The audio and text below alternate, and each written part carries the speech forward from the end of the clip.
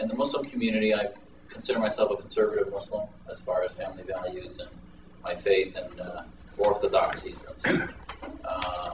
And basically have been active in most of the Muslim communities that I've lived in, whether it was in Washington, D.C. when I was in the Navy, or in Norfolk when I was on board a ship, or in Milwaukee. And I've had a constant conflict ever since I was very young with political Islam, which is in some ways no different than political Christianity or political Judaism or political any faith, which is the mixture of religion and politics. But there is one central way that is very different than some of what you see.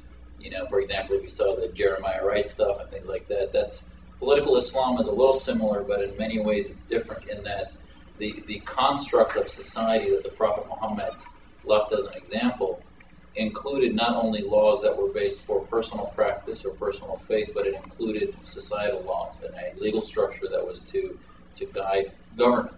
Now, our argument and what we realize is that when you looked at terrorism in 9/11, that the source of that, the root cause is not what I have a fundamental disagreement with much of the media and government is that they feel that our foreign policy and the West somehow has to blame for acts of aggression against us because of us sticking our hands and foreign policy into other countries. I firmly believe that that's an excuse. I think that no different than the alcoholic blames his childhood upon his alcoholism, or the domestic abuser blames his abuse upon the fact that he was abused by his parents. I think similarly, terrorism comes from a root fundamental problem within some of the Muslim constructs right now, where the theology has gotten to the point where the end justifies the means, where the religion of Islam that I was taught has become corrupted by political ideology. And we feel that the only way to do that, if you continue doing counterterrorism without approaching this issue, you're going to be chasing your tail. You know, for any of you that think that the Taliban and Al-Qaeda and Jamaat Islamiyya and Hizb ut-Tahrir in London and Jamaat Islamiyya in Pakistan is the same as the one in Egypt and Hamas, they do not communicate. These are all visceral movements that respond to a cyber jihad, which is a internet communication of a lot of these same ideologies that connect that of God with that of this world. And at some point, they start to believe that the ends justify the means of how they get there. And many of them are estranged in the West and have identity issues.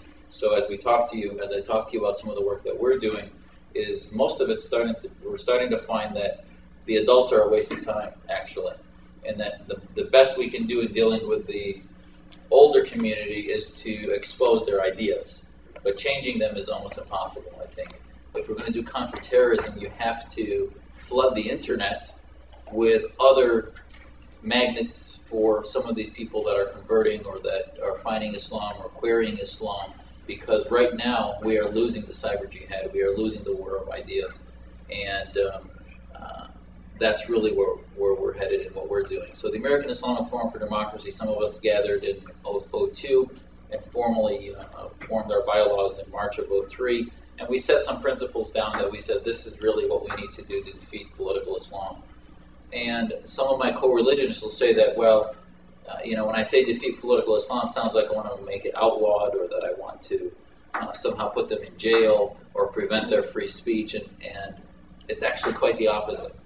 We want to debate them. We want to have the same process that Christianity went through in Europe, where you had the Enlightenment, and the Enlightenment was not only Christians, there were atheists that wrote quite a bit, existentialists, and a lot of liberty theology or liberty ideology, that some of which was Christian, some of which was Jewish, but basically ended up ultimately, as much it was interfaith, non-faith ideology, it ended up taking power away from the Church of England and separating religion and politics.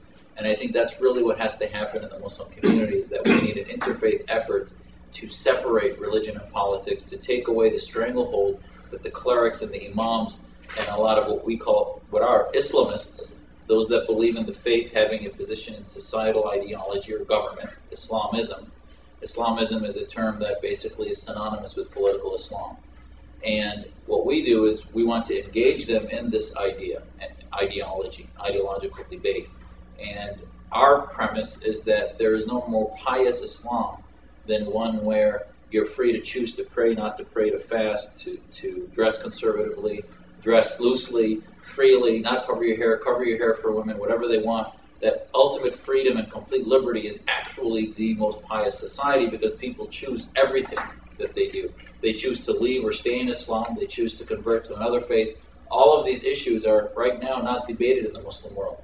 The debate as it exists in the Middle East is right now secular dictatorships versus political Islam.